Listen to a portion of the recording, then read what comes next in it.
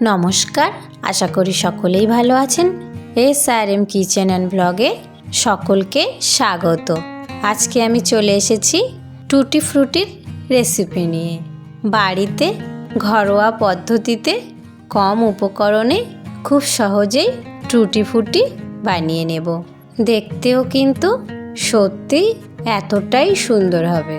তো বাগান থেকে টুটি ফ্রুটি বানানোর জন্যে একটি পেঁপে পেড়ে নেব। ভিডিওটি ভালো লাগলে চ্যানেলটিকে সাবস্ক্রাইব করে পাশে থাকবেন। আমাদের এই ছোট্ট বাগানটিতে কি কি সবজি আছে একদিন ঘুরে দেখিয়ে দেব।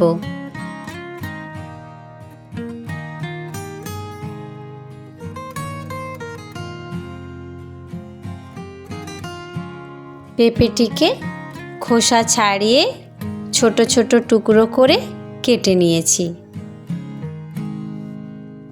কড়াইতে একটু জল গরম করে নেব।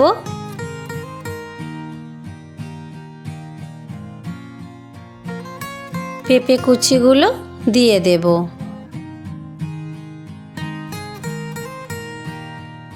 এই প্রসেসে টুটি ফ্রুটি বানালে একদমই পারফেক্ট টুটি ফ্রুটি হবে।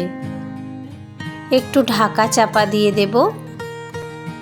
ঢাকা চাপা দিয়ে সিদ্ধ করে নিয়েছি। জলটাকে ঝরিয়ে নেব।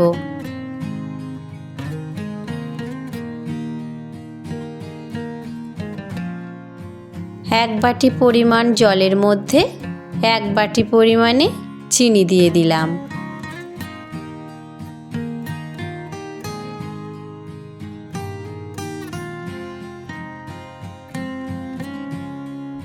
চিনিগুলো একটু গুলে যেতেই সিদ্ধ করে রাখা পেঁপে কুচিগুলোকে দিয়ে দেব।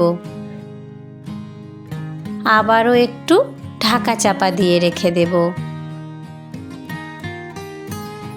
কিছুক্ষণ পরেই ঢাকা চাপা খুলে দেখুন এখনও কিন্তু অনেকটাই চিনির রস রয়েছে।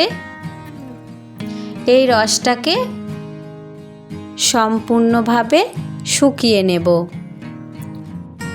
দেখুন আর একটুও কিন্তু রস বাকি নেই।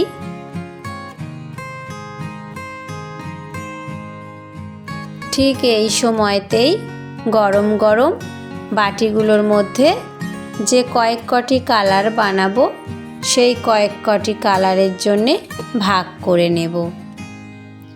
এই ভাগটার মধ্যে আমি ইয়েলো ফ্রুট কালার 2 ফোঁটা মতো মিশিয়ে নিলাম। তাতেই দেখুন কত সুন্দর কালার এসেছে। এই বাটিটার মধ্যে আমি রেড ফুড কালার মিশিয়ে নিলাম।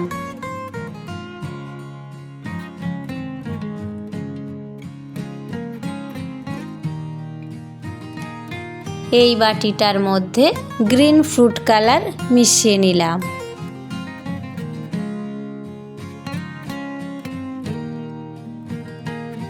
আর এটার মধ্যে অরেঞ্জ ফ্রুট কালার মিশিয়ে নিলাম। দেখুন কতটা সুন্দর কালার এসেছে। আর একটি বাটিতে কোনো কালার ছাড়াই নিয়ে নিলাম। এই 5টি কালার প্লেটের মধ্যে দিয়ে কিংবা যে কোনো থালা বা পাত্রের মধ্যে দিয়ে এইভাবে বিছিয়ে একদিন রৌদ্রে দিলেই খুব সুন্দরভাবে শুকিয়ে যাবে।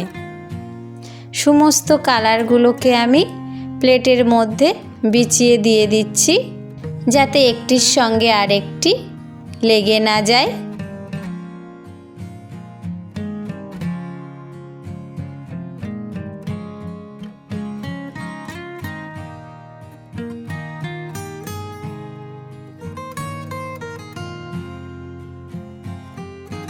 সমস্ত কালারগুলোকে বিছিয়ে দিয়েছি। এবার রৌদ্রে শুকাতে দেব। একদিন রৌদ্রে শুকানোর পরই দেখুন কতটা সুন্দরভাবে টুটি ফ্রুটি বানানো হয়ে গিয়েছে আর কতটা সুন্দরভাবে শুকিয়ে গিয়েছে। কেমন হয়েছে ভিডিওটি অবশ্যই আমাকে জানাবেন। লাইক কমেন্ট শেয়ার করবেন, সাবস্ক্রাইব করে পাশে থাকবেন। আর আপনারাও যদি টুটি ফ্রুটি বানাতে চান তাহলে এই প্রসেসে বানালে এই রকম পারফেক্ট টুটি ফ্রুটি সকলেই বানিয়ে নিতে পারবেন। ধন্যবাদ সকলকেই।